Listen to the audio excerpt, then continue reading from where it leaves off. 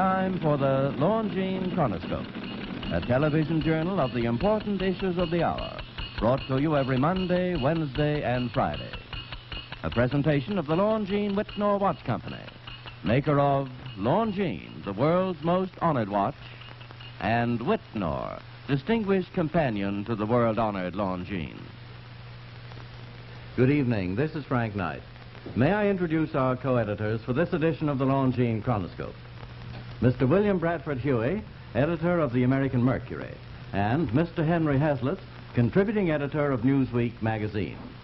Our distinguished guest for this evening is the Honorable Joseph R. McCarthy, United States Senator from Wisconsin. The opinions expressed are necessarily those of the speakers. Senator McCarthy, our viewers, of course, know that you are one of the most controversial political figures of our time. And this is your first appearance since your rather overwhelming victory in the Wisconsin primaries. Now, sir, what brings you east at this time? Your program, largely, Mr. Huey. And I believe that also this week you expect to make an address in Connecticut. Is that correct, sir? I'm speaking tomorrow night at the Klein Memorial Hall at Bridgeport, Connecticut.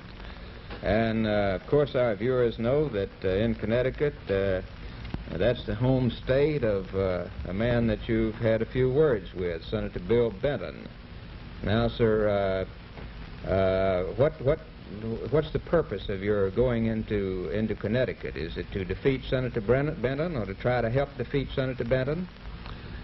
My purpose, Mr. Huey, will be about the same as the purpose in some 12, 13 states that I'll visit, and that is to bring important facts to the American people. You see, I got a very strong feeling that most of our people in public life underestimate the intelligence of the American people. They try to argue and tell people how to vote.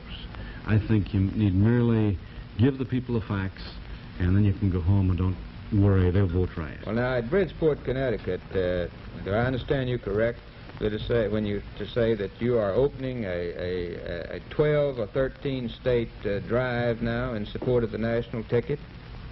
I think I'll be in, I may be wrong on the number, Mr. Huey. I think that I am now scheduled to speak in some 13 or 14 states where they have close senatorial contests. Well, Senator, a lot of people came into your state, into Wisconsin, to try to defeat you in the primaries, and it seemed to have worked the other way. Mm-hmm. Now, don't you think that perhaps when you go into these states it may have that sort of effect? Well, Mr. Hazlitt, that's pronounced Hazlitt, right? That's right. I'm sorry. Mr. Hazlitt, I do not intend to go into those states and tell the people how to vote. I don't intend to go in and discuss the local men running for Congress or for senator. I intend to go into those states and give the American people the cold, documented picture of the sellout in Korea, the extent to which communism has been directing our foreign policy, our suicidal foreign policy, if you please. And if the American people want more of that, then they can vote for the present administration. I may say this, that my appeal is largely made to Democrats.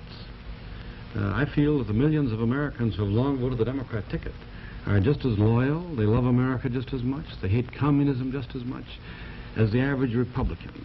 And I think it is up to those loyal Democrats to realize that as of today they don't have a party in Washington. The only way they can have a change is by voting Republican. Well, do you think a lot of Democrats came in and voted for you in the Wisconsin election? I don't think it. I know it. Our normal, let's put it this way, 2 years ago, the Democratic vote was about 47% of the total.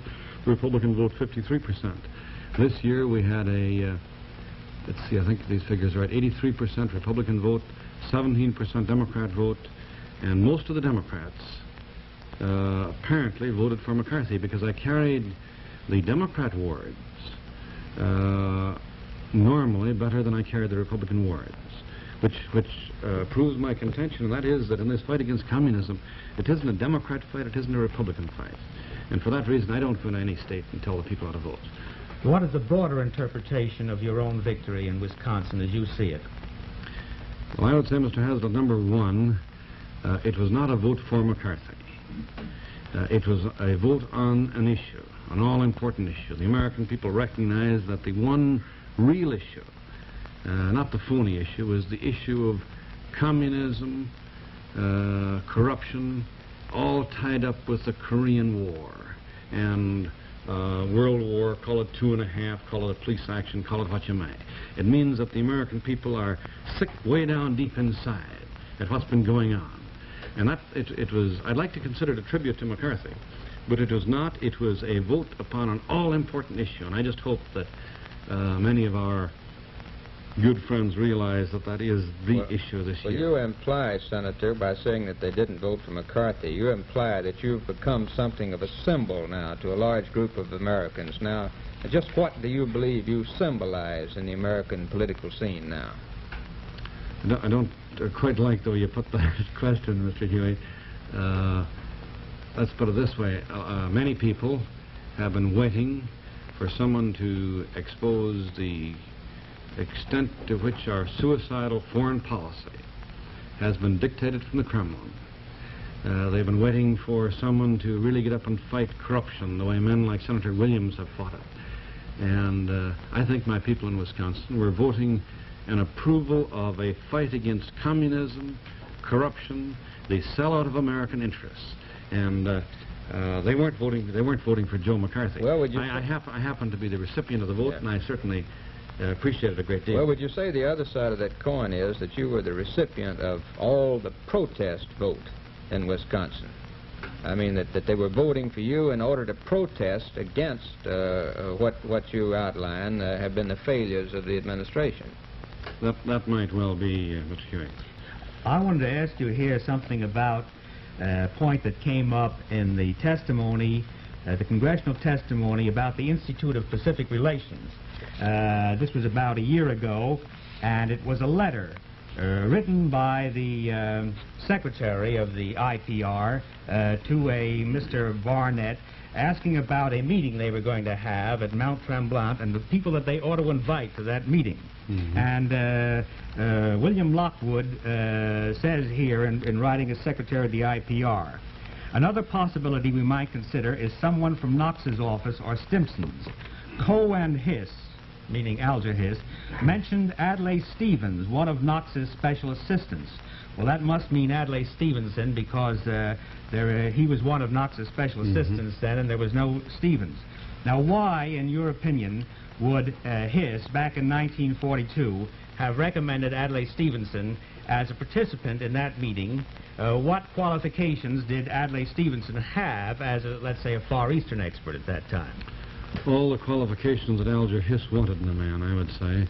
And keep in mind that Coe, the other man recommended by Alger Hiss, has been named under oath 7 times as either a communist or an espionage agent. Senator, let me say this. I'd rather not go into Stevenson's record in too great detail at this time, because we have just completed a complete and thorough research on Adlai Stevenson. Who is we? And I intend to give that picture on a nationwide network, and television, I hope, also.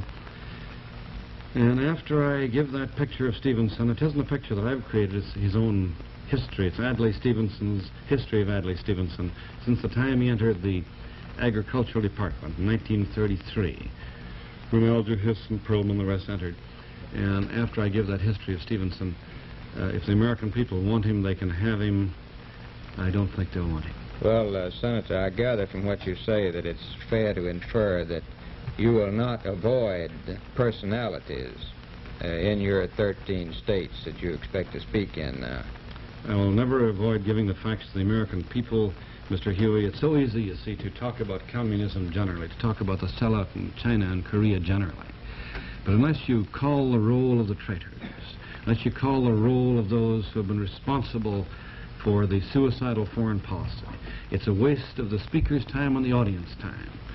And I don't intend to ever get up and, in general terms, talk about treason, talk about sellouts. You see, foreign policy isn't like little topsy. It doesn't just grow. Treason isn't like little topsy. It doesn't just grow. It's created by men with faces and men with names. And I think those of us who have been elected by the American people to man the watchtowers, unless we have the intelligence to recognize the traitors And then, if I may use a word which we use in Wisconsin, unless we have the guts to name them, we should be taken down from those watchtowers and should not be representing the American people. And I don't intend to ever avoid giving the names of traitors, giving the names of communists when I discover them in important position. Well, Senator, we appreciate it very much for your being with us tonight. Well, thank you, Mr. Hesler.